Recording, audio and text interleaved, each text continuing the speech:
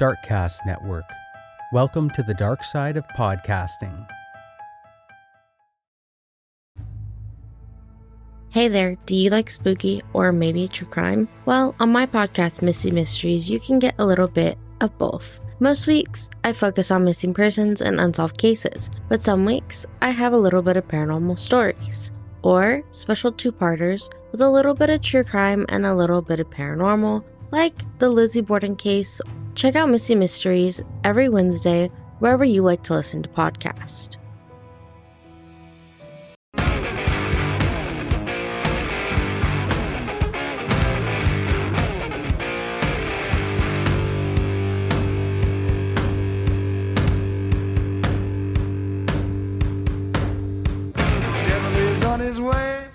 Devil is on his way.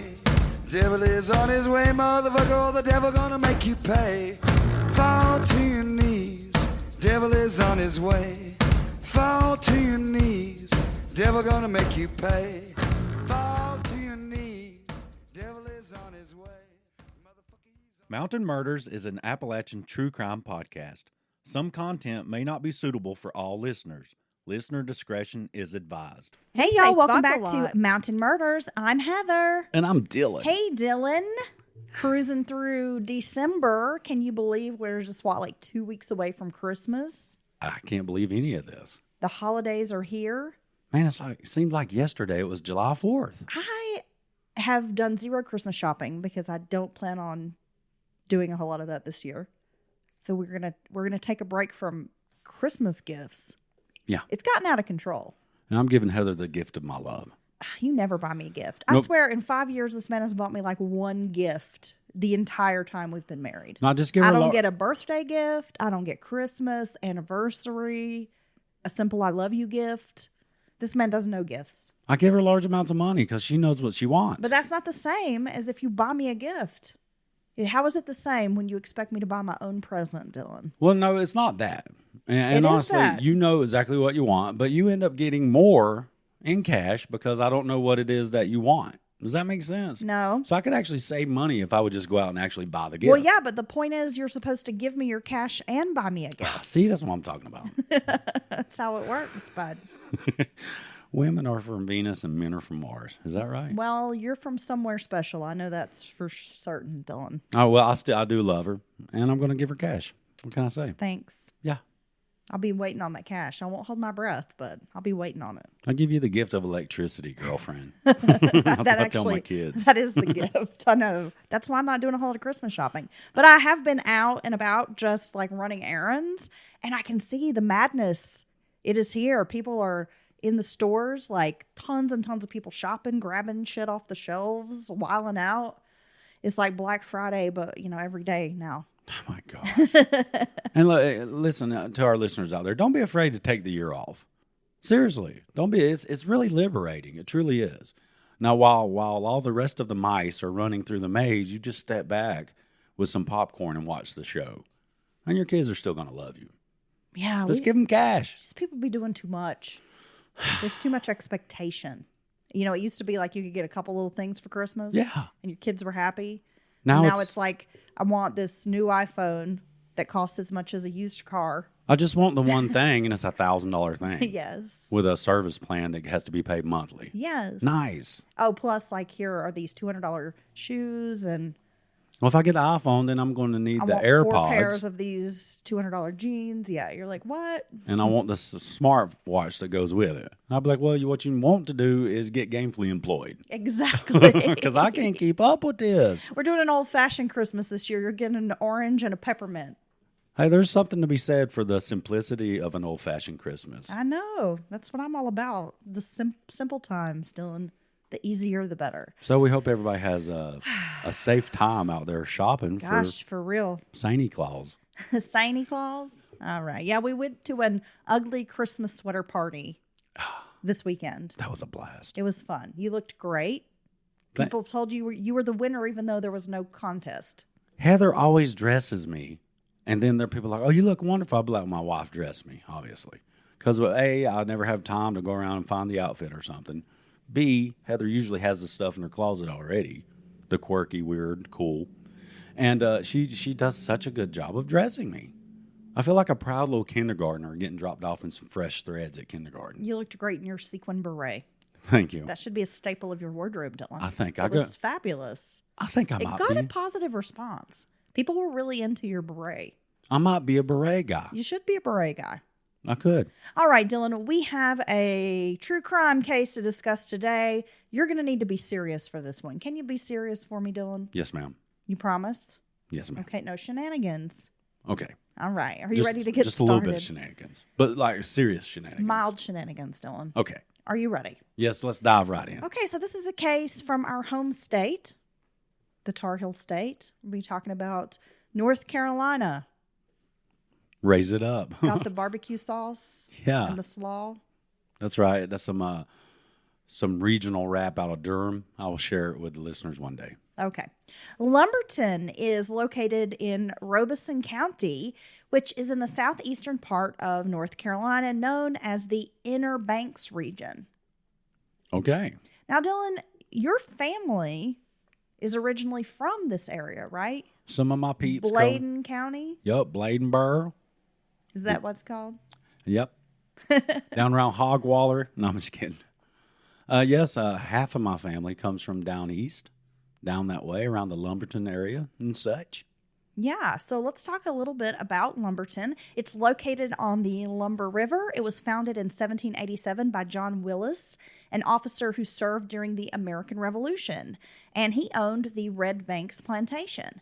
The area began to grow after World War II when the Navy developed it as a shipping point for lumber, which was sailed down the river to Georgetown, South Carolina. I just love the literal names, interpretations of the names. It's like, where'd that lumber come from? Up there in Lumberton? So in the so moving back a little bit, by the 1860, the town was connected by rail to Wilmington, which reduced its reliance on river trade. And in the 1940s, Lumberton had a professional minor league baseball team in the Tobacco State League, which was affiliated with the Chicago Cubs. Nice. So fun little fact there. Today, Lumberton is home to around 20,000 residents. The city has a diverse racial makeup, with about 12% being Native American.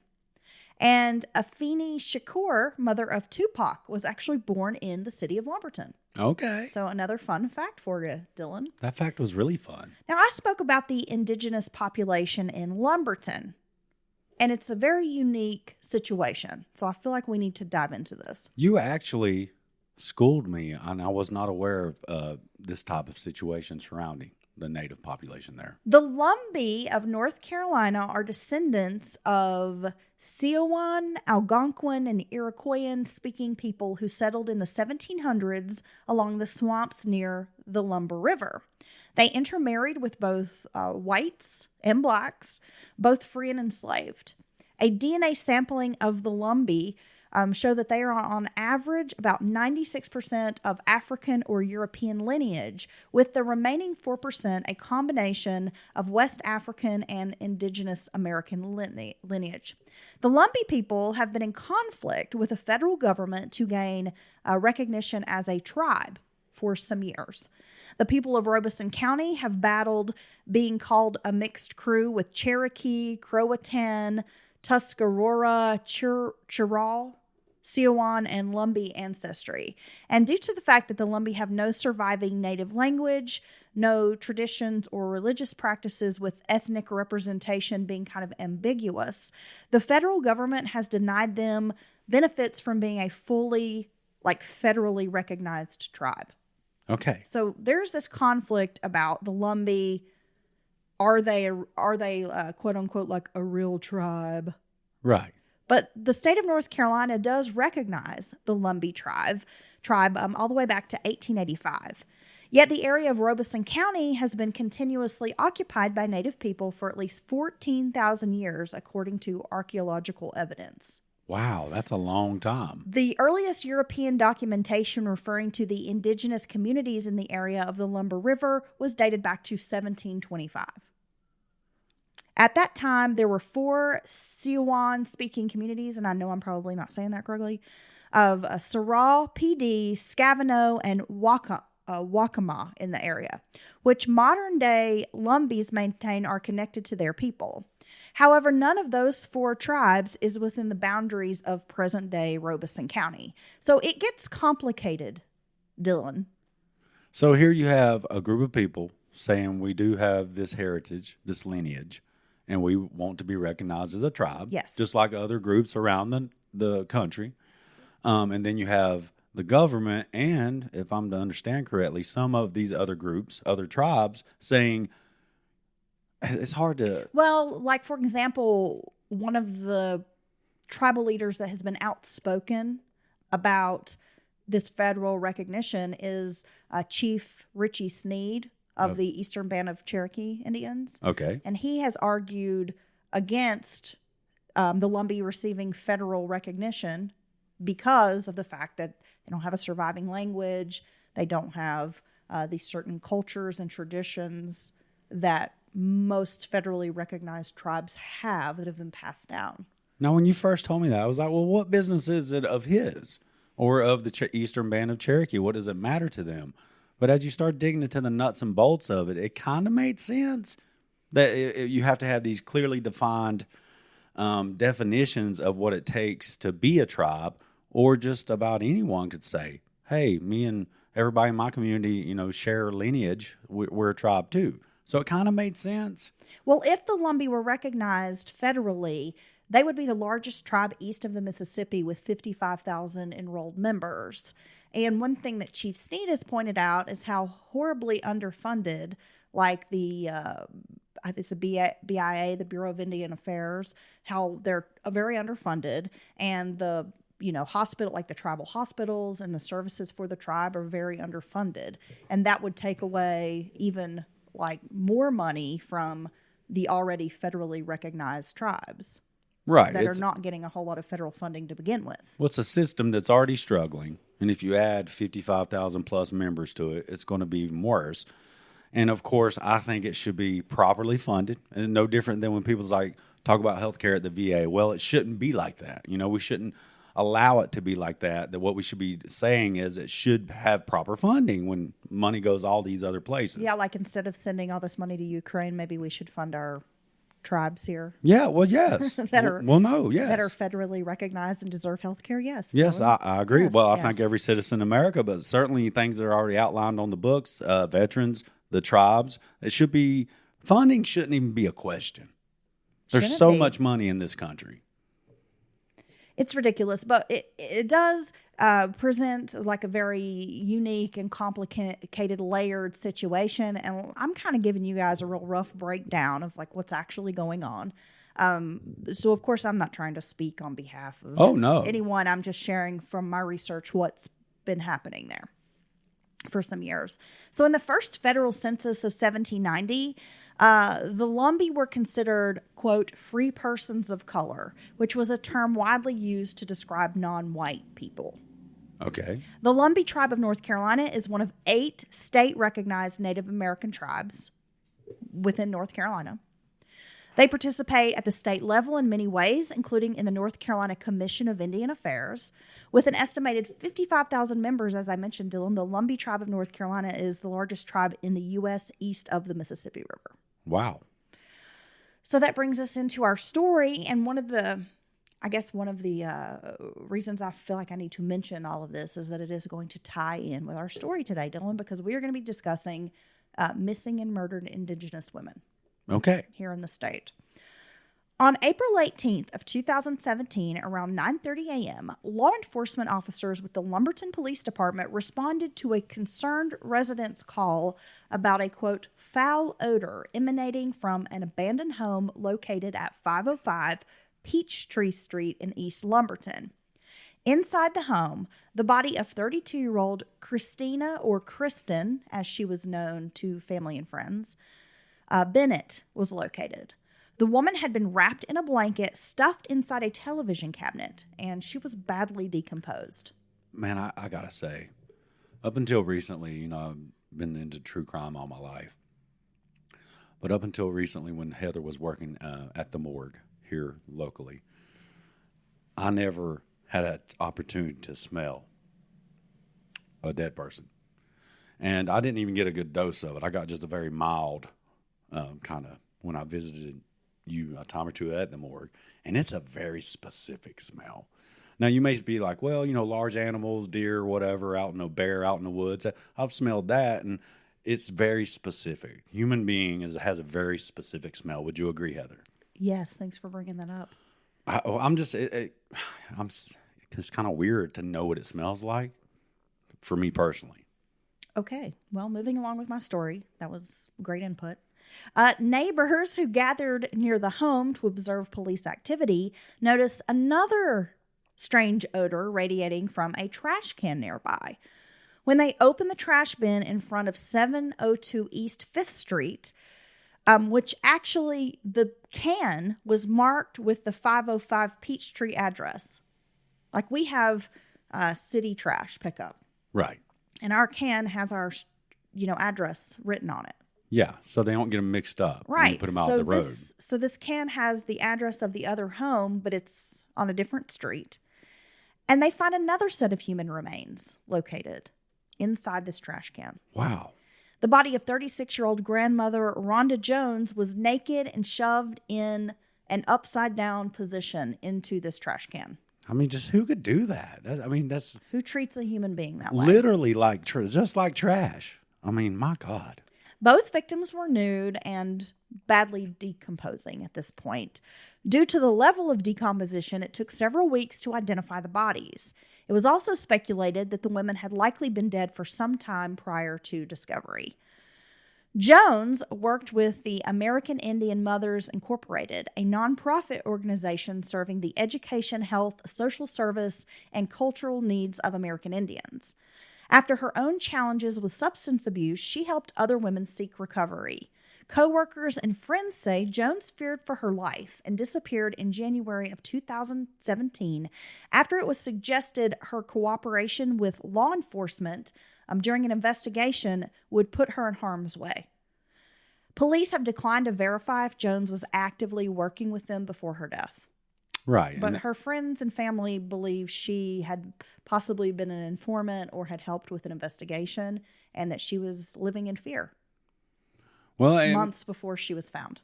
It makes sense that the police would not want to comment on that either way. But certainly if she was helping them in any form or fashion, depending on how bad the people were that she might have been informing on, I don't have the nerves to be an informant. I could tell you that right now. I just could never do it. I would be beside myself with worry about getting found out and something happening to me or my family. Well, you act so goofy. I don't think anybody would worry about you. You think that I'm too silly to be an informant? Yeah. Maybe that's my cover. Well, that would be, I was saying that would be a great cover because you're a silly goose. Okay. So people would automatically be like, no, not that guy. Yeah, but Oh, I smell a rat, but it's not that guy. Oh, it's not me. Come on. He's too goofy, right? He's too much of a jokester. He would never inform on us. In late May or early 2000, in late May or early June of 2017, I'll get it out, Dylan. A 28-year-old woman named Megan Oxendine gave an interview to a TV news station regarding the remains. Oxendine, along with many members of the community, operated under the assumption that one of the victims had to be a missing woman named Rhonda Jones, because remember, it took a couple weeks to identify the bodies. Megan told the press that Rhonda was a sweet lady with a quiet disposition who, quote, didn't mess with too many people. Megan knew Rhonda was beloved by her family as well, and she mentioned that in the news report. Shortly after the interview, Megan's body was found outside 608 East 8th Street, just blocks from where Rhonda and Kristen had been found. So this is a third body in the same area. Yes. This is crazy. Within just a very short period of time. Megan was located behind an abandoned house. It was clear someone had tried to hide her body with leaves, tree branches, and roof shingles. It was said by witnesses and through the rumor mill that Megan had something stuffed into her mouth and a wound to the back of her head, though that has not been confirmed by police. That's just a lot of rumor and speculation. I read through so many news articles for this story. Really? And so you have people family members saying certain things to certain news organizations, friends, but police have never come out and said that was the case. Well, and it's crazy how quickly rumors and misinformation proliferate. Well, there's that, and that's why I wanted to mention this is not confirmed by police. Megan was found in a fetal position, which suggested to some she was trying to hide or protect herself. Of course, these statements have been reported through the public and have not yet been confirmed by law enforcement, who actually you'll find throughout this case are pretty tight-lipped about what information they have or don't have. And they could have various reasons for that. So the women found within a 4-block radius was, of course, a cause for concern. Residents feared there might be a serial killer preying on the women in Lumberton. Well, how could you not think that? I mean, it seems to be someone hunting humans, and this is their dumping grounds. The autopsies revealed all 3 women had traces of cocaine in their system. They were all 3 known to be drug users, yet due to the decomposition, their cause of death was inconclusive. So an autopsy could not confirm how they died. But we can assume they did not stuff themselves somewhere. They didn't hide their own bodies. Well, there's that, Dylan. Drug overdose or a tainted drug was not the cause of death. Because, again, they had just traces of cocaine in their system, and it wasn't enough for someone to overdose. Okay. Rhonda Jones had cuts on her nose, chin, and forehead, yet the medical examiner believed these were a result of her body being shoved into the trash bin. Rhonda had a fractured nose and some abrasions to her neck. Though a cause of death could not be determined, the medical examiner noted asphyxia could not be ruled out. Kristen's decomposition was severe enough that the medical examiner noted an absence of skin, which exposed the scalp above and behind the right ear. So that's pretty far along. Right. Kristen had cocaine and gabapentin, which is a nerve medication, in her system. And though the 3 women had connections to drugs, it could not be made with certainty that their deaths had anything to do with drug use. Because, again, the toxicology report showing a very small trace amount. So they don't know if it's some kind of situational thing with the, involving drugs, but what they do know is there's not a toxic amount of drugs found in them. Yes. That would cause their death. Okay. Megan Oxendine had been involved in prostitution. At the time of her death, she had a pending charge and was due in court July of 2017. The other women did not have previous or pending prostitution charges, though it has been suggested that both dabbled in sex work on occasion. I dabble in sex work. Lumberton police quickly realized that they were dealing with 3 homicides, which could potentially be linked. They requested assistance from the FBI. So field agents from the Charlotte office were brought in to aid in the investigation. In a 3-day period, the FBI conducted door-to-door canvases on 800 homes, Dylan. Wow, that's a lot of footwork. 500 people were interviewed by agents, yet no significant leads were developed from the interviews. Law enforcement officials told the local media, quote, "Every part of our work benefits from help we receive from the public." So not only do they bring in manpower or person power, nowadays I'll say. Girl power. Girl power. Yeah, let's just call it girl power. Why not? Not only do they bring these extra resources, they bring the weight of the name of the office of the FBI. Because if a local detective or patrolman comes to my door, and then an FBI agent or agents come to my door, get your attention. The FBI is going to shake me. I mean, I could really see in that helping to shake the trees, or rustle something out of the weeds, because people perk up when they notice the FBI on their doorstep, because it never happens. And it seems like something you'd see out of a movie, So Megan and Rhonda were indigenous. Both women were members of the Lumbee tribe of North Carolina. In the years following the deaths of the 3 women, their families and communities called for answers, which were largely met with silence. Some point to the fact that 2 of the victims were indigenous, which possibly contributed to law enforcement dismissing their deaths. Missing and murdered indigenous women cases garner much less attention than their white peers, as we know. Yeah, and that's true. You can't argue that's not true. Additionally, another complaint in the cases is that the women's rape kits sat untested for over 20 months at the police department. There's going to be a lot in this story that I feel like is going to raise your blood pressure a little bit, Dylan. I'm trying to stay calm, but everyone knows, our listeners, longtime listeners, or anyone knows how I feel about rape kits. Setting untested, because they could be tested 20 years later, finally get tested, and boom, they got the perpetrator. We're going to talk more about that. Okay. As our story goes on, Dylan. And, yes. So the North Carolina Department of Justice oversees the state crime labs, yet the local police department had not sent in the kits for testing. Law enforcement stated it was because medical examiners did not believe the rape kits would yield much evidence given the state of decomp on all 3 victims. And when the kits were tested, I almost said when the tits were tested. Oh, yeah. Yeah. Well, when the kits were tested, Dylan, they did not reveal any positive results to move the cases forward.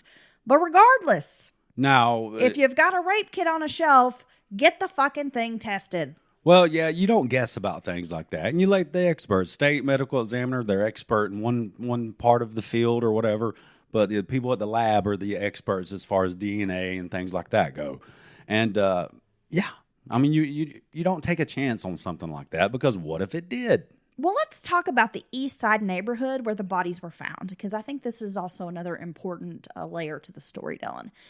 It is a crime-ridden area known as the Low Stroll. Wow. Rife with abandoned, dilapidated shotgun-style homes with a few businesses sort of scattered among them. The area is frequented by drug users and sex workers. Wayne Pittman, who owns and operates Robeson Glass and Mirror in that area, told the media that prostitutes who work in the area are mostly homeless. They hang out in the neighborhood because they have nowhere else to go. And he said, quote, "It's all about the drugs, which are easily accessible in the area as well." One woman who worked at that same business said she never ventured into the neighborhood after dark due to the unnerving presence of drugs and dangerous people who walk up and down the streets all night. So not exactly the safe neighborhood, Dylan. No, it sounds like some people will call it the wrong side of the tracks, even the absence of tracks. No, there's tracks there. I knew it. There's always tracks in these places. There's always that border, that marking line. Like if you go over there on that side, you better watch it. Many, including the women's families, point to the fact that regardless of their status as sex workers or drug users, Kristen, Rhonda, and Megan deserve to be treated with dignity and respect. Keep it 100, I agree. Mount Murders agrees 1,000%. Their cases should be treated as important and prioritized among law enforcement. So the house located at 505 Peach Street was condemned and listed for demolition at the time that Miss Kristen's body was found there. Anytime you have these neighborhoods with a large amount of abandoned properties and homes, it's going to be a magnet for bad behavior and criminals, because it's a place where you can squat, you can get privacy, you can do things and have no neighbors around to worry about seeing you. I mean, it's every town and city's best interest to not have these types of neighborhoods. I've seen The Wire. We've seen. I know how this works. You know how it works down Amsterdam? Yep. So it was known to be used, this home, this like abandoned property, was known to be used by sex workers and drug users. At the time of the deaths, the house was owned by a local attorney in Lumberton. He had plans to refurbish the home and turn it into a rental property, as he had done with some neighboring houses in that East Lumberton neighborhood. But the owner said prostitution in the area made it difficult to find long-term tenants. So it's such a rough area that people, even if they move in, they don't stay long. No. So what is the issue here, right? As we've heard, some point to this area as being very economically depressed, which is true. And I-95 runs between Miami and New York City, offering a perfect halfway point for drug stash houses. Often violent crime and human trafficking are tied to drug smuggling. And we've got to talk about Robeson County. I know I'm jumping around a little bit here, but I promise it all comes together. So Robeson County, where Lumberton is located, has a high number of missing persons cases, which we're going to get into those. It has been called the most dangerous city in North Carolina. Oh, my gosh. In the early 2000s, Robeson County was under investigation by federal and state authorities, which resulted in the arrest of 22 law enforcement officers who pled guilty to a variety of crimes, including kidnapping, armed robbery, and drug trafficking. 22 officers? Yes. So this was So this gives you an idea of kind of some of the corruption and issues they're having in the county. And it certainly wasn't just one bad apple. I mean, 22. No, that's a lot. In 2022, Robeson County had the state's highest level of violent crime. They say they be killing people down there. I mean, that's what I hear on the streets. Yeah. They say you don't go down there fucking around, dude, that you will catch some hot lead, is what they say. So there are a number of missing people in Robeson County. So let's talk about some of the other missing and murdered women in the area. Sarah Nicole Graham, the daughter of a former Robeson County deputy, was 18 when she was reported missing on February 4th of 2015. Family members told authorities that she left at about 6:30 a.m. to go to work at Walmart in Pembroke, but never arrived. Her white van was later found abandoned in a field along East McDonald Road in Fairmont. Now, this is in Robeson County. Quote, at this point in our investigation, we have not been able to independently confirm if Sarah did in fact leave that morning to drive to work. And this is according to the police chief. While most of the people who we've interviewed have been cooperative, we believe someone very close to her isn't telling us everything they know. We have uncovered a lot of evidence, but still need that missing piece to bring Sarah home. The FBI actually released a video with Sarah's information. And one of the agents named Smith said, quote, everything we've learned about Sarah tells us that she did not take off on her own. She's responsible. She had a job at Walmart and was considered a dependable employee. Sarah was making friends and was happy with her new life in North Carolina. And see that they almost use that as reasoning that this is why we're talking about this one case. But I think every victim should get that same consideration. Well, yeah. It doesn't matter if they're, and like you were saying with the two of those three victims being indigenous, and they're also being, allegedly maybe connected to sex work, even if they're just dabbling, and connected to drug use. See, those are just all stacked against them, because we see that even locally here. People, if you take and say someone is a drug user, automatically the public will just discount those. Oh, well, it must have been drugs, or something. Or if you have a witness, well, they saw such and such, Your Honor, but they do drugs. And all of a sudden they can't discern anything or can't, testify reliably on anything. And I've always disagreed with that mentality. No, it's not okay. It's not okay at all. Sarah's father, Hubert Graham, is now chief of Rowland Police Department in that area. He said the FBI has barely contacted him over the years about his missing daughter. He vividly remembers a call he said he got from the FBI agent a few years ago with a question about his daughter. He said, quote, I got contacted by the FBI. They asked me, didn't Sarah have braces? There is this one time they found a skeletal remain somewhere up near St. Paul's. They found a skull. I said, yes, she had braces. And that was a whole conversation. I never got a call back saying, no, that wasn't her or anything like that, said Graham. And I think at the very least, that's super mean and rude to a family member of a victim. You should give them a follow-up. Even if it turns out it had nothing to do with their... They need to know. You're just leaving them hanging like that. And I think that's just terrible. The remains didn't turn out to belong to Sarah Graham. The investigator handling Sarah's case said someone close to Sarah isn't telling everything they know. But her father said there are a lot of rumors and people speculating about what could have happened to his daughter. But there's actually, no answers that have really come out of this. He said, quote, people are out there making the rumors and making the suggestions. Me and my wife may know something or have something to do with this and everything. But I'm here to tell you that is far from the truth as you can ever get.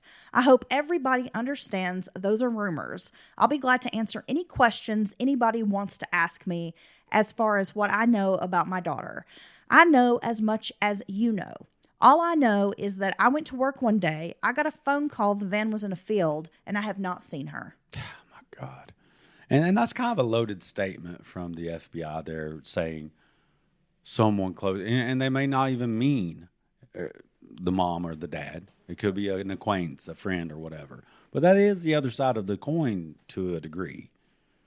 If you have a community or family and friends who don't cooperate fully for what, even if they just have a disdain for authority or something like that, you have to lay it all bare. You have to put it all out there, because a lot of times you don't think something might be pertinent to an investigation, but it truly is. It could be the thing that blows it wide open. So you have to cooperate. Well, just the fact I'm not that saying they didn't. Well, just the fact that they're trying to almost elude that this man, who's now the police chief of the town where he lives, that he is withholding information, kind of is ridiculous to me, because I'm like, this is a man who works in law enforcement, who's sworn this oath to protect and serve, and is now a police chief. Why in the world would he be holding back? It's his daughter. Yeah, exactly. And so even if they didn't see the fact that they did, that was so vague, that statement, they didn't even say specifically who they might be concerned about. It's kind of, it's just not, it's not professional at the very least. Graham explained that Sarah had come to live with him and his wife and had only been there for about 2 months before she went missing. That's terrible.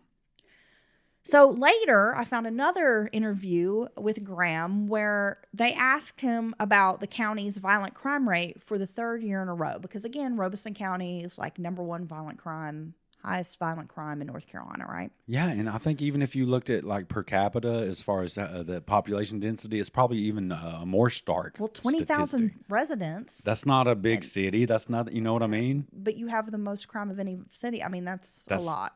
Crazy. So when Graham was interviewed, he blamed drugs. He said, quote, "The dealers, they're expecting payment, and when they don't get their payment, they assault subjects they give the drugs to on credit." He also said users then commit crimes to get money for drugs. Well, it's a vicious cycle that happens all when you have depressed economics in an area, and then the tax base flees out. Anyone with means leaves, and you end up with all this abandoned stuff. And then businesses don't want to come there, even if though you do have a workforce. It's just it just leaves this big gaping hole for this type of stuff to happen. The district attorney said the county uses programs like the adult drug treatment program in an effort to fix some of the crime issues in the county. He said, quote, "Show me a county with high crime rates, and I guarantee that county also has low-performing schools and employment rates." Robeson County schools are designated as a low-performing school system, Dylan, with 20 of 35 schools in the county receiving a statewide grade of D or less. Wow. He also pointed to the court backlog.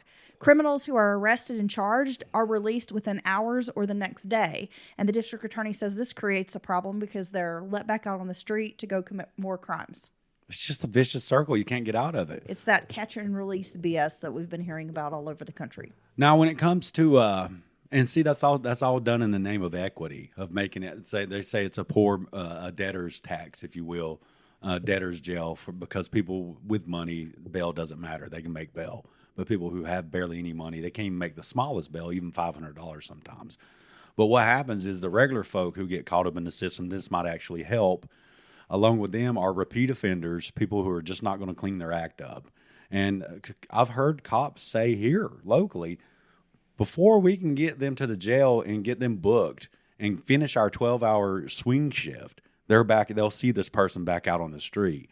Now, what kind of morale, does that help the cop feel like they're actually cleaning the streets up? And they're with a promise to show up to court. These people don't care about missing a damn court day. You know what I mean? It's ridiculous. Not the frequent flyers. Not the frequent flyers, the ones that are truly the problem. In July of 2017, 41-year-old Cynthia Jacobs, known as Twister, went missing. Little is known about the details of her disappearance, but there is speculation that her case could be related to the 3 murder victims. According to Cynthia's sister-in-law, who filed the missing persons report, she was one of the last people to have contact with Megan Oxendine. Though I have not been able to confirm this detail, the sister-in-law, Ms. Jacobs' sister-in-law, says she was one of the last people to see Megan and have contact with her. So could that be a strange coincidence? That's pretty wild. 21-year-old Stephanie Lewis, a Native woman, and all the women I'm discussing in this episode, they are all Native. So we've got 21-year-old Stephanie Lewis. She was last seen on October 12th of 2004 walking away from her job at a Days Inn on Roberts Avenue in Lumberton. She has a daughter and parents who want to know what happened to her. According to reports, Lewis said she was going to look for a ride to Virginia, but has never been seen again. Never seen, never heard from again, never accessed any of their personal information or social security number again. I mean, come on. There is an organization, Dylan, called Missing Murdered Indigenous Coalition of North Carolina, and they have a database. They say there are over 600 missing and murdered women from the state, but I don't have information like how far that dates back. Right. That's just what their website says. So we're going to talk about some of these victims. When Abby Patterson left her grandmother's house in Lumberton around 11:30 a.m. on Tuesday, September 5th of 2017, she expected to be back shortly. Before leaving, the 20-year-old texted her mom, Samantha Lovett, to let her know she was going out with a few of her old high school friends and would be back within an hour or so. She then gave her grandmother a quick goodbye and headed out the door. She never returned. So Abby had an extremely close relationship with her mother. So Samantha knew, and by the way, I should mention, I think Abby is the only one that is not Native. Okay.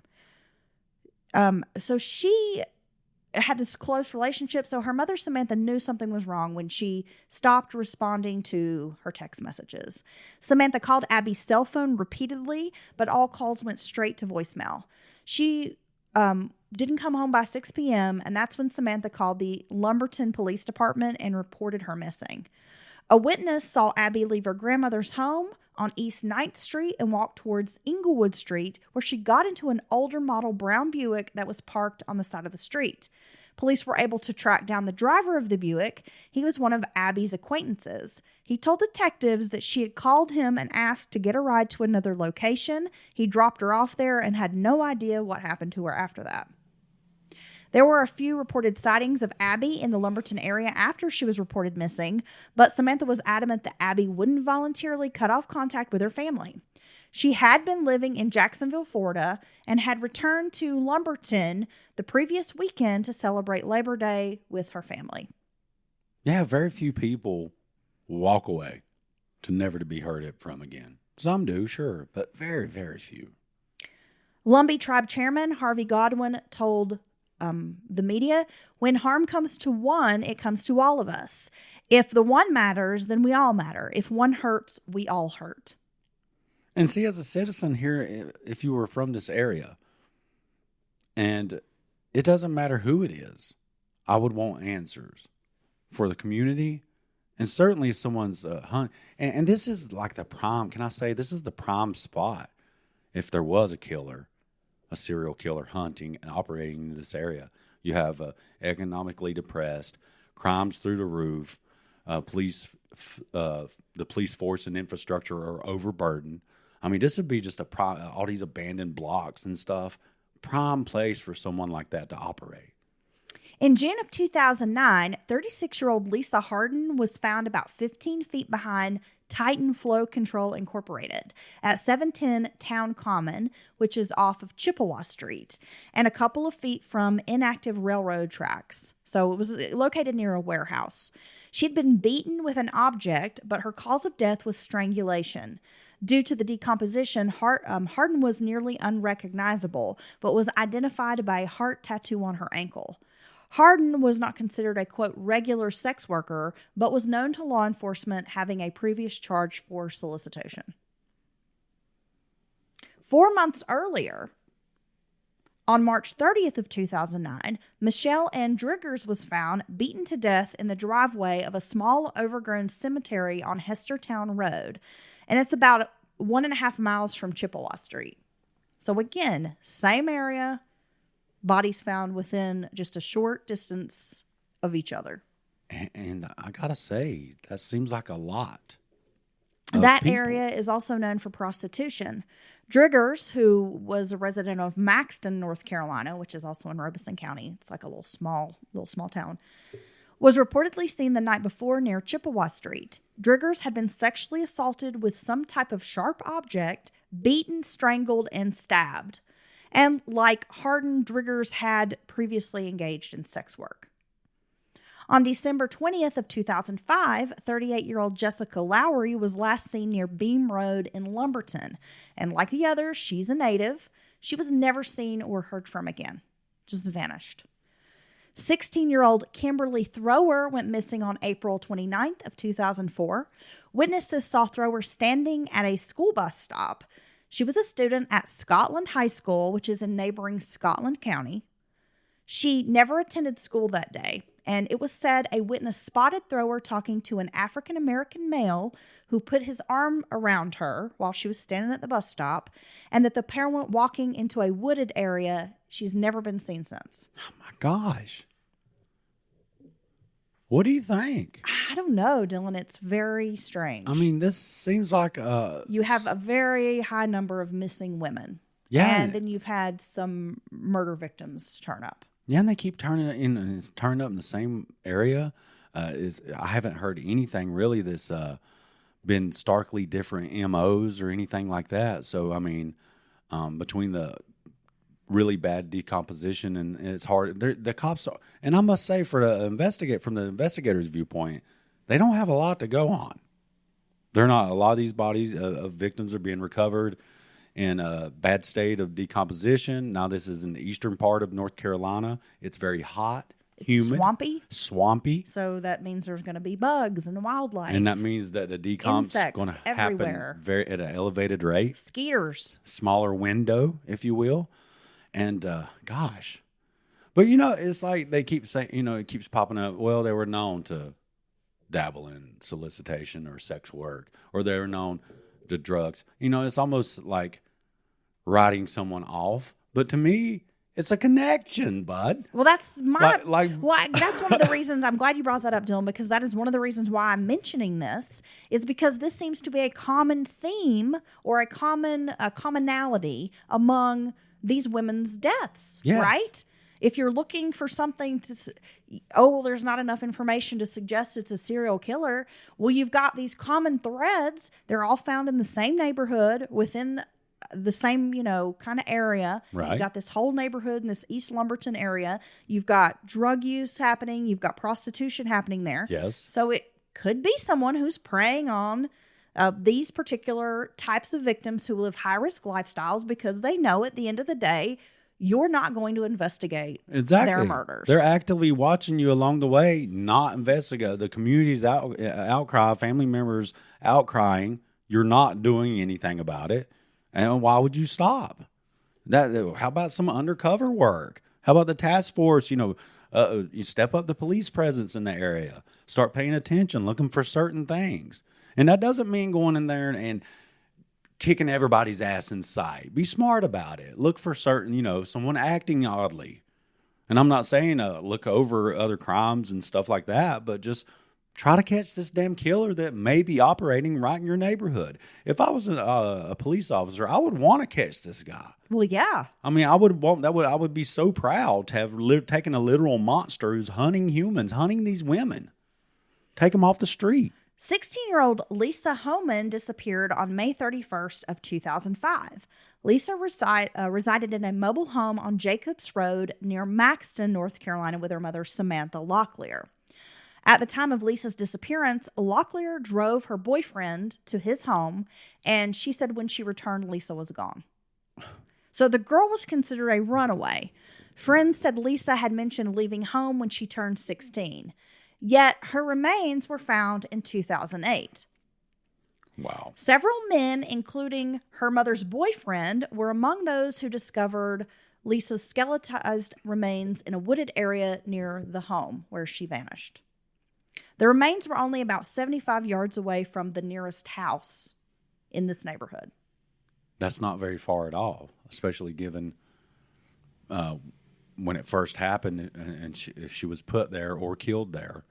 It seems like someone would have smelled, someone would have come upon these remains Lisa's case remains unsolved, and many find it suspect that Locklear's boyfriend was in the home before the girl went missing and happened to be one of the men who found her body. That's a bit odd. But if he was actively concerned about what happened to her and looking, now how long was that between her? 3 years. 3 years? And I don't know what they were doing in the woods. Right. I don't know if they were hunting, just walking, having a sunny walk, a jaunt in the forest. I'm not sure. Now, sometimes people, I've done this out in the wild or in the woods. It doesn't have to be the wild. You just you catch a whiff of something. Dylan in the wild. Yeah. And you just assume it's like a big animal or something. Because, a lot of people's brains don't want to be like, hey, I wonder if that's a dead human being.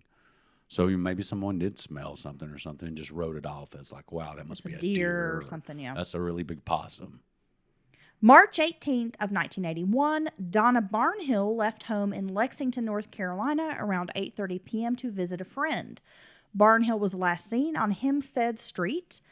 Donna contacted her friend shortly after, but then never arrived at the friend's house and has not been heard from since. Donna's older sister, Anita Barnhill, died in February of 1966 at the age of 2. Her family said she had fallen out of a high chair and hit her head, and the death was ruled an accident. But in 1999, a reporter looking into Donna's disappearance became suspicious about Anita's death and urged police to reopen the investigation. Authorities reclassified Anita's death as a homicide by child abuse. Oh, wow. No one has been charged in the connection with the child's murder. Police stated the investigation into Anita's death does not change Donna's missing person status. They did search her former residence with ground-penetrating radar in 2009, but they didn't find anything there. Both of Donna's parents are now deceased, but 3 of her siblings still live in the area near where Donna went missing. Wow, I wonder if they exhumed the poor little baby's body or something to get new information on that. They did. Oh, wow. Okay. In 2013, 23-year-old Lauren Holmes was found in a canal near Holly Swamp Church Road. She had been shot. The day after Holmes went missing, someone shot into her mother's house off of North Carolina Highway 711 in Lumberton. Star Hunt, Lauren's mother, was hit in the arm. Oh, my gosh. Lauren, a mother of 3 children, had been with a male friend who claimed he dropped her off at the house the night before. However, Lauren's keys, cell phone, and purse were still in the friend's car. And so far, no one has been charged with Lauren's murder. So he claims he dropped her off at home, but all her personal items are still in his vehicle. Yes. And no one at home registered or saw her dropped off. No. That's pretty weird. And then someone's going to, the next day, shoot into her mother's house. That's very strange. And yeah, no one's been charged. Just no answers for anything. Just no answers. We just don't know. My gosh, this is just case after case, victim after victim. This is a lot. I know. It's Wow. very disheartening. And why have I never heard about this, really? It's a good question, Dylan. Gosh, I appreciate you. This is actually a case I have heard of. I remember when this happened back in 2017 when the bodies of these 3 women were discovered. Oh, do you? I do remember this. Okay. And of course, reading a lot of online comments, people pointing, oh, is it a serial killer? Could there be a serial killer in the area? And it's a case I've wanted to cover for a minute. Okay. I had to comb through a lot of news articles to research this case. There's not a lot of information available. Besides what was reported as it was happening. Yes. Locally. And there have been a few podcasts that have covered, there are several podcasts devoted to like missing and murdered indigenous women who have covered these cases. So that's a good thing to have the information out there. But little really has been written or reported about these murders and about these missing women. I agree with you. No matter what happens, their stories deserve to be told and heard, and the families, the fact that you have all these families feel like not enough's been done. That story does need to be told, and I think it's a good thing that you're doing with stories like this. 46-year-old Katina Locklear was found dead in December 2018, left in a wooded area in the Robeson County town of Pembroke. Her black tank top was pulled over her head and her blue pants were shoved down to her right ankle. She had been stabbed more than 16 times in the head, neck, and stomach. 2 men were arrested for the murder and forcible rape of Locklear. 32-year-old John Edwards Jacobs of Pembroke and Daniel Damian Brooks, 29, also of Pembroke. They were both charged and, from what I understand, have been convicted. Oh. But it sounds like, wow, so 1 out of how many? Well, yeah, and I hate to, I can't imagine they're not recovering Some any evidence from any of these victims. And I get it, and the ones you've outlined, the reasons why not. But that can't be the case in all of them. This is another very strange story, Dylan, and I wanted more information, but there's just not a lot out there.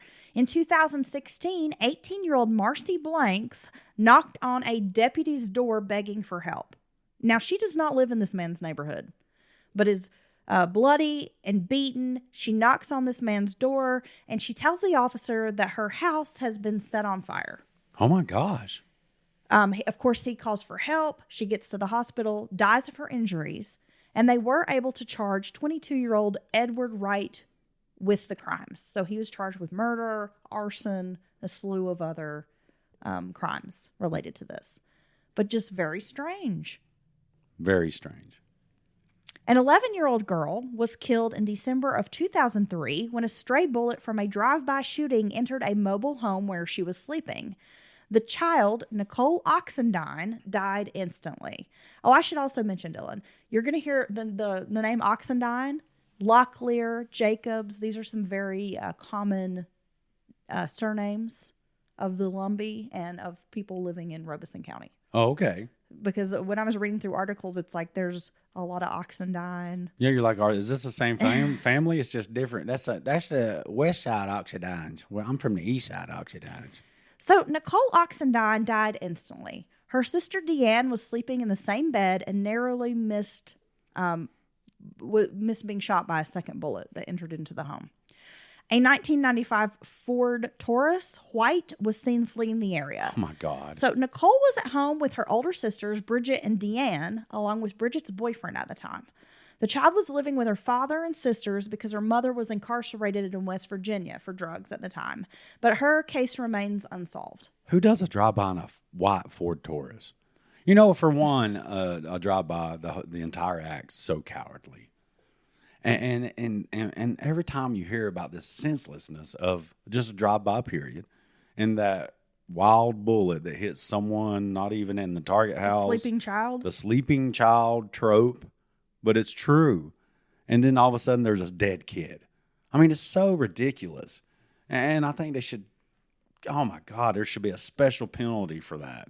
Beyond murder when you do something like that. On June 1st of 2021, 34-year-old Elena Hull was found dead in her vehicle near Elrod Road and Dr. Martin Luther King Jr. Drive at an intersection. This area is known for drug activity. People called in reports that there was a woman shot in her vehicle. When law enforcement shows up, they do find Hull. She's been shot in the car, but her case remains unsolved. Okay. By the way, I looked into the statistics, Dylan. There are 13 unsolved drive-by shootings in Robeson County, which resulted in deaths. Damn. 63-year-old Rita Maynor was reported missing on July 7th of 2018. Rita had a history of drug and alcohol abuse. She was known to party for days at a time, but never lost contact with her loved ones, even if she was out, living her life. She is on one. That's what they call it around here. Yeah.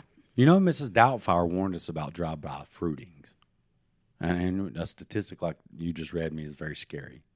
The following day, Rita's body was found in a vacant, unfinished home off of Pine Street. The home's windows were boarded up. After she was found, her family did a walkthrough of the home on Facebook Live. They noted that there were these stains that looked like blood stains on the walls, and there was some blood on a pipe inside the home. Yet the autopsy determined that Maynard died of natural causes. Well, but her family is pointing out, this looks like a crime scene. And it very well could have been. But also, I would argue if this is another abandoned property, that could be from some other shenanigans, maybe not connected. or it could be from another victim. Who knows? Charletha Maynor went missing on March 6th of 2007. Her fiance, Tony McEachern, reported they had an argument before she left their home on Newton Home Drive, which is in the Red Springs area, around 8:30 p.m. on that night. The couple was set to be married in Dillon, South Carolina the following week and had a Disney vacation planned for the summer. But her case remains unsolved. So again, her fiance is pointing out the fact that he doesn't think she just up and left by choice. We literally have a wedding date planned for next week, and we're going to Disney this summer. Yeah, or you're going to Disney World. And I'm going to imagine that was a very exciting trip for the both of them that they were going to enjoy together. 39-year-old Tabitha Goins disappeared from the Fayetteville, North Carolina area, which Fayetteville is about 45 minutes or so, kind of northeast of Lumberton. Very high crime rate in the state as well. Of course, you have Fort Bragg there. They killing people down there. Brings a lot of shenanigans. I would say any A army, lot of sex, drugs, any murder. Military branch base of any sort probably comes with its own bag of shenanigans. Would you? I'm sure you can confirm that. Well, yeah. You got young kids, mostly young, full of piss and vinegar, with disposable income, typically, right? Because their room, board, all that's taken care of. And then they're just into trying to have some fun. But a lot of times that fun can go off the rails and cause some bad situations.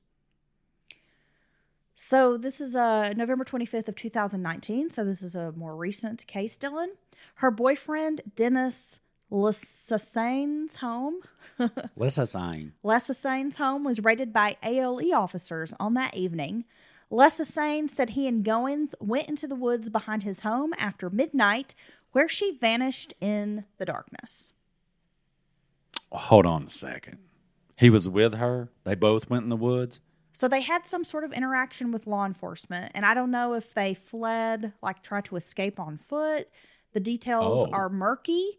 One article I read, it almost sounded like when they were raided, they took off on foot into the woods. Like out the back door into the woods? Yes. Together. Another article I read seemed to indicate that they had an interaction with law enforcement, and then for some reason happened to be out in the woods. It doesn't really make a whole lot of sense that you would be out in the woods at midnight. I mean, if they were fleeing from law enforcement, that makes sense. Right. But just to say like, oh yeah, we were walking in the woods at midnight. I mean, you would go in the woods at midnight. Most normal people aren't going to go in the woods at midnight. We also go sit in cemeteries at midnight. So she's just disappeared. He's like, turned around and she was gone. Oh, Must be a damn Sam Squinch. I do Sam Squinch. Shout out to James, Trailer Park Boys. I believe he knows more than he's saying, because that doesn't make sense at all. Well, later, Goins' ex-husband, his name is Anthony, passed by this Lesassane guy on the road and was like, I think you and I need to talk, pull over. Yeah. And when this Dennis Lesassane got out of the car, Anthony Goins basically beat the shit out of him and attacked him with a knife, cutting his throat. Oh, okay. That would be called vigilante justice of sorts? Well, it sounds like maybe the ex-husband felt Lesassane knew more than he was telling people. Maybe he was trying to get the truth out of him. I don't know.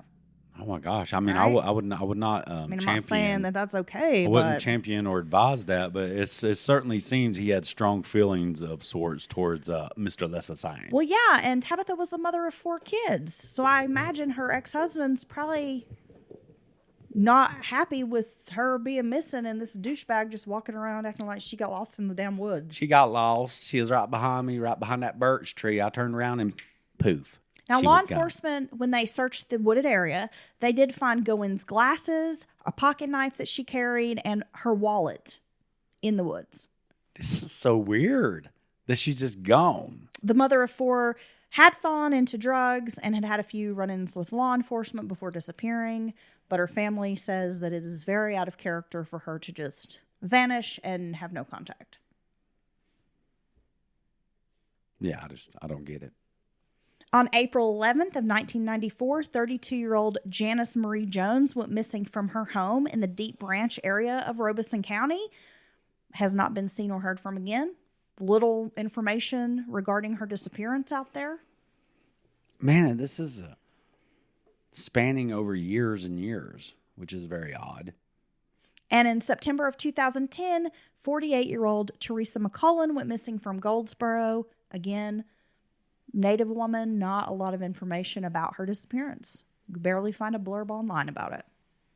So why do these cases not get much of attention, not get as much of attention, or why are they not, being mentioned? Right. It seems like they really are like a lost group of people. I mean, how could you not? When you look at that, even if you've never heard of that, or even never heard of another situation similar to that, and you were to listen to this pod up to this point, you would be like, well, it seems to me like nothing's being done about these women that are missing. Yep. Right? And while law enforcement points to this code of silence among communities where people don't want to come forward with information, others say it's law enforcement's failures. In January of 2020, 2 law enforcement officials were ousted after an internal probe revealed the department ignored a rape kit, which held DNA evidence of a man who was later accused of kidnapping, raping, and killing a teenage girl. The sheriff's office had received results from a 2016 rape kit that pointed to Michael Ray McClellan as the culprit in an attack on a Lumberton woman, but the department didn't take action. In 2018, McClellan was charged with the murder of 13-year-old Hania Aguilar, a crime that could have been prevented if those DNA results weren't neglected. The DNA match should have prompted officials to get a new DNA sample from McClellan. And at the time, North Carolina led the nation in its backlog of untested rape kits. Robeson County typically held on to rape kits for 20 months before submitting them to the state crime lab. Nearly 2 years. So not only could have had justice for the one victim, but could have possibly prevented this 13-year-old girl from being raped and murdered. Raped and murdered. Now, was there any information on why they said they didn't act on this new information they had in their possession? No. Just nothing. No. Everything I read was just like, oh, well, it got buried under someone's paperwork and it was some sort of miscommunication and we still haven't figured out exactly what happened. Right. Of so course. When they say that, then they don't want to say what happened. So, Dylan, in the last 5 years, the sheriff's office has cleared 26 of 86 rape cases. Well, it doesn't see they're not changing their way. I mean, after a scandal, that's a full blown scandal right there. And I do agree with when they say that the communities, we say it all the time. You have to communicate. You have to be willing, even if you're not comfortable with it, to tell the investigators everything you know, because you never know. You have to cooperate. And whenever there's that tensions, even if it's just between a family and law enforcement, let alone a whole community. Of I don't really like to talk to them. They don't treat us good anyway, or whatever. But you got to put that aside when you're trying to get to the bottom of rape. Well, it reminds me of the Freeway Phantom case, right? Where we had family members and community leaders expressing their distrust in law enforcement, that they were not doing much to try to solve these murders, right, of these poor little girls that were killed. But you also have law enforcement saying, well, yeah, but if we don't have people bringing us tips and leads and info, like we can't solve the case. And it's a double-edged, I mean, it's kind of works both ways, And I think it gets tricky. It does. But it does seem like this county has some real fucking issues with their law enforcement. Like their departments need reorganizing, maybe need to be retrained. Yeah. Well, no, I was going to say that very thing. In this case, we have evidence on the public record of multiple times of obvious corruption, or at the very least negligence or incompetence to a very huge degree. So I got to say, besides the community obviously should communicate and tell everything they know if they know anything, this law enforcement agency seems to have some deep-seated issues, and it's certainly not just a couple of bad characters or actors. It is a cultural thing. When it gets this deep, when you have 22 officers at the same time involved in some kind of criminal activity like this, it is because they are comfortable doing it. And that only happens when you have a certain type of culture or attitude. And that attitude starts at the top and drizzles down through the rest of the ranks. And so there's a bad problem there. So you're saying it's like trickle-down shitbirdiness. They're pissing on you. In 2019, North Carolina lawmakers passed the Survivors Act. Now, medical facilities and other agencies that collect rape kits must notify law enforcement within 24 hours of collection. The new law also mandates that law enforcement pick up the kit within 7 days, and then it has to be submitted to the state crime lab within 45 days. And if not, they will face stiff fines and penalties. Oh, I like that law. I think the 45-day window could be smaller, but at least it's something. It's not going to be 20 months.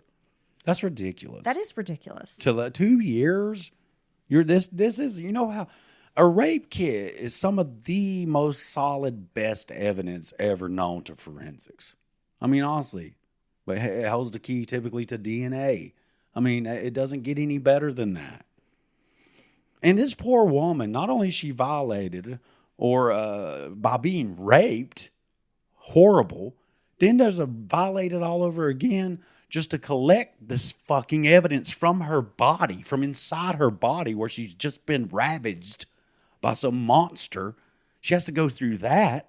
And you're going to let that shit sit on a fucking shelf somewhere when it holds the key, possibly the key to finding her attacker and saving another victim? It's criminal. And then you don't do it, and then this maniac turns around and murders a fucking 13-year-old little girl. It's criminal, and they should be held to account. I'm so sick of this, whatever the hell they call that, just because you're operating as a officer or, you know, as a prosecutor.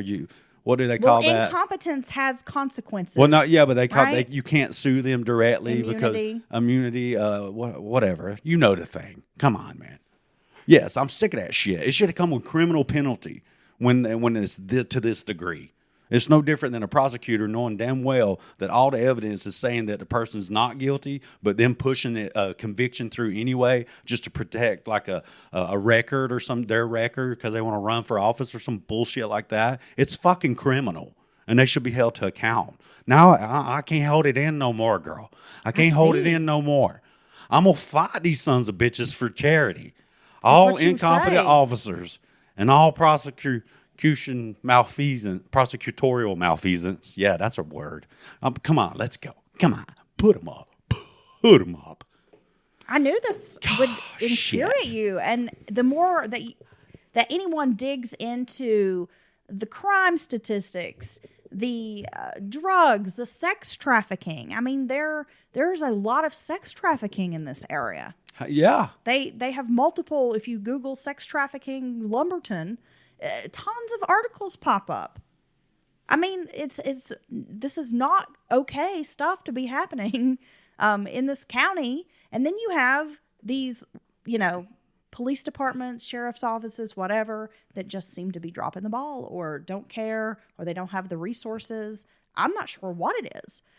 But it seems like somebody needs to step in and be like, hey, what we're doing is not working here, guys. Well, that's the thing. When it goes on and on and on, even if you have limited resources and all that stuff, you got to regroup and you got to come at it from another angle. You at least got to have a tough conversation, even if it's behind closed doors, or have that tough conversation in the public forum with the communities because they're obviously involved as well. Well, currently there is a $75,000 reward for information in the deaths of the Lumberton Three. The FBI's toll-free line is 800-CALL-FBI, or you can contact the Lumberton Police Department at 910-671-3845. And tell them Mountain Murder sent you. Any information that you might have if someone is listening and knows something about these 3 women. Somebody out there may know something. And if you do happen to hear this, and you do know something, or even think you might, or you know someone who might know something, yeah, I'm sure you can do all this anonymously. You got to speak up. You got to. I mean, you're human. These other humans are being treated like trash, hunted like animals. It's terrible. It's just terrible. All their friends, their family, their kids, never having an answer. And it's total horseshit. The fact that it keeps coming down to women, period, are treated like shit by society. Let's be honest. I could take an hour to name the ways. Women of color, on top of that, treated even more like shit. The evidence is there. It's not even a discussion of whether or not it happens. And then indigenous women, it's almost like they're the bottom layer under that to be like they don't matter. And it's not okay. It's not okay. They do matter. Every single one of these people, take race out of it. They're humans, other humans. And we can't just keep letting people not matter, man. Agreed, Dylan. Damn, does that make sense? Well, I thought to wrap this up, we do have a bit of good information, a crack in a cold case. I actually wanted to cover this case on Mountain Murders, but I didn't have enough information really to make it a whole episode. So I thought maybe we could talk about it here at the end. Oh, good. And that is the murder of 26-year-old Marie Walking Stick Pheasant, who was found in a burned out vehicle in Cherokee's Big Cove community. This has been almost a decade ago. I remember when this story happened. I was disturbed. No, it's terrible. So this woman was found in her car, I believe in the trunk, and someone had set fire to this car. Yes. And burned this poor woman up. And this case it was very disturbing at the time. And I was working in news at this, as this happened, and really wanted to get more information about it, but did not have... they really weren't speaking on it, and we didn't have a lot of information about what exactly had happened. But the Cherokee Indian Police Department, the Federal Bureau of Investigation, and the Bureau of Indian Affairs arrested her husband, Ernest Dwayne Pheasant, age 46, in the murder. So according to court documents, Pheasant has been accused of placing his hands around his wife's neck, strangling her to death on or about December 28th of 2013. And in an effort to destroy evidence of his crime, he burned her body inside of her vehicle between December 28th and the morning of the 29th. And that's when she was found on December 29th. That's the day her obituary lists of her death. My God. Pheasant allegedly went even further to cover up his wrongdoing. In a conversation at the Pizza Inn of Cherokee on December 30th, 2013, he allegedly approached another person to establish an alibi to account for the time frame during which Marie was murdered. Damn, he's down there trying to get that buffet, y'all. So if he's convicted of murder, it won't be the first time. In a federal case dating back to 1998, Pheasant pled to second-degree murder and was sentenced on June 2nd of 1999 to 9 years and 2 months in prison, followed by 5 years of supervised release, which began on February 23rd of 2007. Less than 3 months later, he was in front of a judge again on a probation violation that ended with a new prison sentence. The Federal Bureau of Prisons shows he was last released from custody on May 30th of 2008. So he's a documented murderer. Damn, I'd like to know more about that case. So for the actions that now he's being charged with, he's being charged with first-degree murder, tampering with witnesses, tampering with evidence, and domestic violence and dating violence. He's also charged with possession of a firearm by a felon, and all 6 of these charges are felonies. Yeah, I was going to say that possession of a firearm by felon's a big one. You can catch 20 years on that one, I believe. So if this guy did this, fuck him. I hope they put him under the jail. Well, at the time of her death, Marie Walking Stick Pheasant was a mother of 2 young children. Her family described her as being a quiet, sweet, loving girl. Law enforcement had long suspected that there were people in the community who knew the identity of the guilty party but did not come forward. So at the time of Pheasant's arrest, a $50,000 reward had been issued for information leading to an arrest or a conviction. Wow, I wonder if somebody dialed him out finally. I don't know. I mean, Pheasant's death is not only, of course, a devastating tragedy for her family and community, but Dylan, this is not an isolated incident. I mean, it is a symptom of a nationwide epidemic of missing and murdered Indigenous women. It certainly is. And, it's been years and years, nearly a decade there since this happened to her.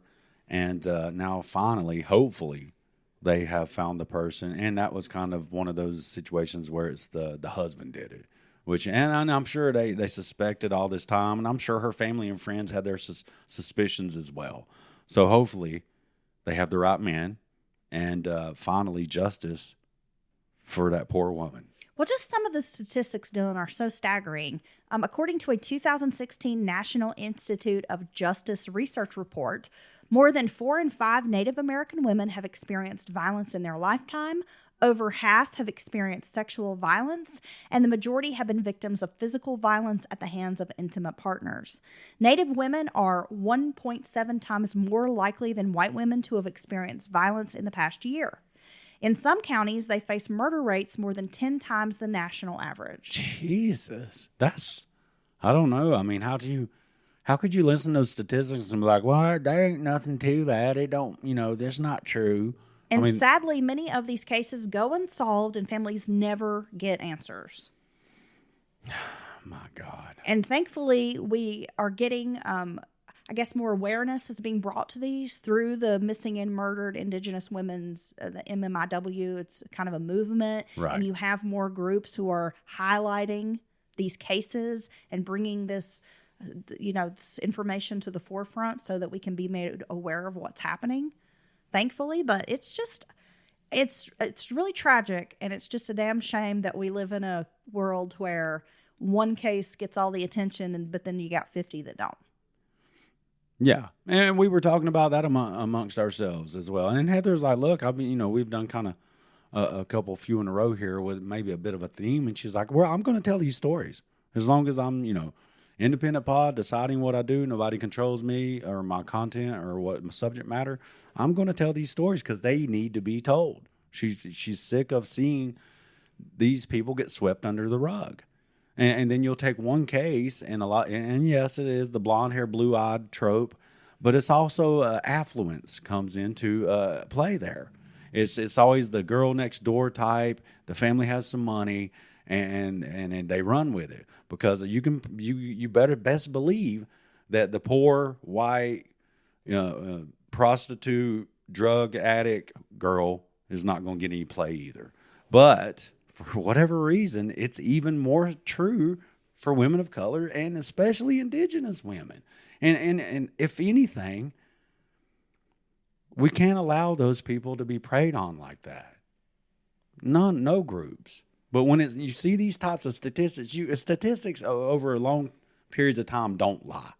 They're they can be, they can be out of context. They can be used for whatever. But if you look at all of that together, just the numbers, something's going on. You're absolutely right, Dylan. Oh my gosh! I tell you what, I'm gonna have to go fight something downstairs. Oh gosh! I'm gonna fight the wall. Okay. Well, I ain't gonna fight these plaster walls. I was gonna say the plaster is not gonna be very these forgiving. Foot-thick brick and plaster walls of this old 1905 Edwardian house. House is like, bring it, bitch. Okay. House is gonna kick my ass. I'm not sure how we got here, but okay, Dylan. Hopefully, this happened in 2017. It's still unsolved, but hopefully there's still time that someone will come forward with information. Someone knows something. There might be a break in the case. But Robeson County got a lot happening. Man, there's I'm telling you. There's a lot going on down there. And well, it's an age-old story. Well, depressed, jobs leave, people with means leave. You end up with all these abandoned blocks and stuff, and there's no good work. So the families kind of start fleeing as well, everyone that can. And there's just nothing left there. And then the tax money dries up, budgets shrink for the municipalities. And then the drugs and the crime moves in. And it's really hard to move it back out again. It's true. It really is. Dylan, fun fact for you. The David Lynch film Blue Velvet is based in Lumberton, though the film was actually, the filming location was Wilmington, North Carolina. But the story takes place in Lumberton. Dude, I seen that in like some classic channel I was digging. It's probably one of the best films made in North Carolina. I'm going to watch that tonight because I almost watched it the other night. We got it on one of the streaming Dennis platforms. Hopper is so fucking terrible, but like awesome. He plays crazy well. Yeah, I think. Like I first kind of fell in love with Dennis Hopper in The River's Edge. Yeah. When he's got Ellie, the inflatable doll. Dude, that was a great movie. It's like his girlfriend. He plays something extra special in that movie. And then you get Blue Velvet, and he's such a fucking monster villain. Oh my God, I don't even remember what Blue Velvet's about. I'm going to watch that tonight. Man, it's great. Okay, we're going to watch that. And if you've never seen The River's Edge, I got to tell you, coming from me and Heather, It's a true crime movie. It's if actually you will. based on a true story. Yep. Based on true story. It's a great movie. You got Kiefer, you got Dennis Hopper, you got a few other people. Kiefer's not in that. Not Kiefer. I'm sorry. Keanu. Oh, man. My favorite is Crispin Glover. Crispin Glover. I'm going to poke it with a stick. Crispin Glover, Keanu Reeves. You got a little weird kid who's Jason Miller. Yeah, Jason Miller. And you got you'll know everybody in this movie. You've seen them before. Sky's in it. Yeah. Wow. It's a good movie. It is a good movie. And then All right. Dennis Hopper's crazy ass. Well, as usual, we hope this episode finds you happy, safe, and fed. Okay, Dylan. All right. You just worried about everybody eating. Look at you. Yeah, I'm like somebody's old Southern grandmama. You eat some leftovers. You know that you have to eat when you go there. She's not going to stop until you eat.